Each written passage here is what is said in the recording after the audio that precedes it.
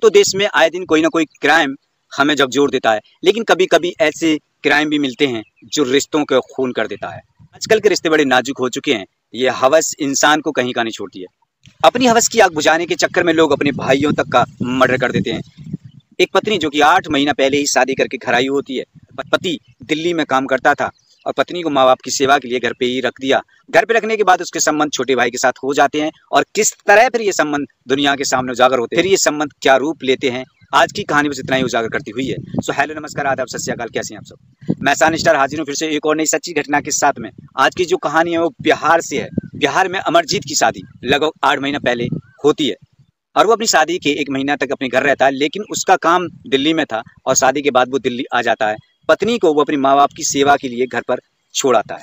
इसी दौरान उस पत्नी के संबंध उसके छोटे भाई के साथ हो जाते हैं और फिर दोनों जिंदगी की मजे लेने स्टार्ट करते हैं। हर रोज दोनों एक दूसरे के साथ सोया करते थे जैसे वो ही पति पत्नी हों।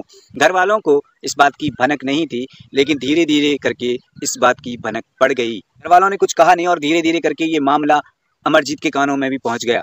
जब उसको ये खबर लगी कि उसकी पत्नी के संबंध उसी के छोटे भाई के साथ बन चुके हैं, तो फिर उसने अपनी पत्नी को अपने साथ ले जाने की बात कही। जब उसने अपनी पत्नी को अपने साथ ले जाने की डिमांड करी तो घर वाले राजी हो गए, लेकिन फिर उसके भाई ने माँ बाप की सेवा की दुहाई देते हुए कहा कि उन्हें घर पे ही छोड़ दें ताकि बूढ़े माँ बाप की सेवा कर सके। लेकिन अमरजीत अपनी पत्नी को अपने साथ लेकर चला गया, जो कि ये बात उसके छोटे भाई को बिल्कुल भी अच्छी नहीं लगी। और कैसे अच्छी लगती कि दोनों के बीच में एक अवैध संबंध थे और वो हर रोज एक दूसरे के साथ में रंगरेलियां मना रहे थे।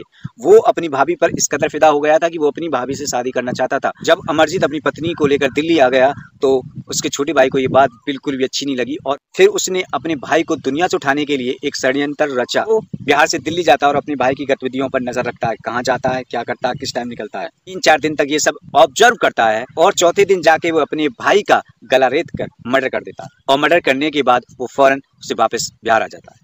अब पुलिस को इस बात की खबर पड़ती है कि राय बिहार में किसी का मर्डर हो गया है, तो पुलिस वहां पहुंचती है और सबको अपने कब्जे में ले लेती है, पोस्टमार्टम वगैरह कराती है और उसका अंतिम संस्कार भी होता है। लेकिन पुलिस के सामने पहले ये थी कि किसने इसका मर्डर किया है, कोई सुराग पुलिस के साथ नहीं था। पुलिस लगी हुई थी किसी तरह से कातिल तक पहुंचने के लिए और जैसे जैसे इन्वेस्टिगेशन आगे बढ़ती है पुलिस किसी भी छोर पर नहीं पहुंच पाती है। इन्वेस्टिगेशन तो आगे बढ़ती है लेकिन पुलिस किसी भी मुद्दे पर नहीं पहुंच पाती है। यहाँ पर मर्डर हुआ था, पुलिस फिर वहाँ के आसपास सीसी कैमराओं को खगालती है और उसके 5-6 रिश्तेदारों के पास कॉल करती है। जब पुलिस कैमराओं की फुटेजों को देख रही थी तब उसके अंदर कुछ ऐसा दिखाई दिया जिससे पुलिस शॉक रह गई। 2-3 दिन पहले एक शख्स बार बार उसकी गतिविधियों पर नजर रख रहा था। पुलिस अब उस शख्स को ढूंढने में लग जाती है, कौन है, कहाँ का है। तो पुलिस कुछ रिश्तेदारों के पास उस फोटो को भेजती है, फिर उस फोटो को पहचान लिया जाता है, ये तो मृतक का छोटा भाई है। पुलिस फौरन बिहार जाती है और फिर उसको गिरफ्तार कर लेती है। जब उससे पूछा जाता है कि अपने भाई का मर्डर क्यों किया, तब वो बताता है कि वो अपनी भाभी के साथ शादी करना चाहता था। वो और उसकी भाभी दोनों आपस में प्यार करते थे, भाभी और उसके बीच में अवैध संबंध थे और वो नहीं चाहता था कि उसकी भाभी को यानी कि मेरी प्रेमिका को कोई और हाथ लगाए। भाई से मना किया गया था लेकिन भाई नहीं माना, उसे यहाँ ले आया। यही बात मुझे ज़्यादा बुरी लगी क्योंकि मैं अपनी भाभी पर फिदा हो चुका था और उससे मैं शादी करना चाहता था। पुलिस वालों ने उससे कहा था अगर तुम दोनों ही प्यार करते थे, अगर दोनों आपस में शादी करना चाहते थे, फिर एक दूसरे का मर्डर करने की क्या जरूरत थी।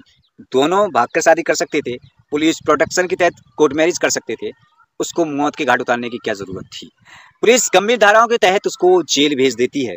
सो दोस्तों, ये थी एक कलयुगी भाई की कहानी जो अपने ही सगे भाई को मौत के घाट उतार देता है केवल और केवल एक औरत के लिए।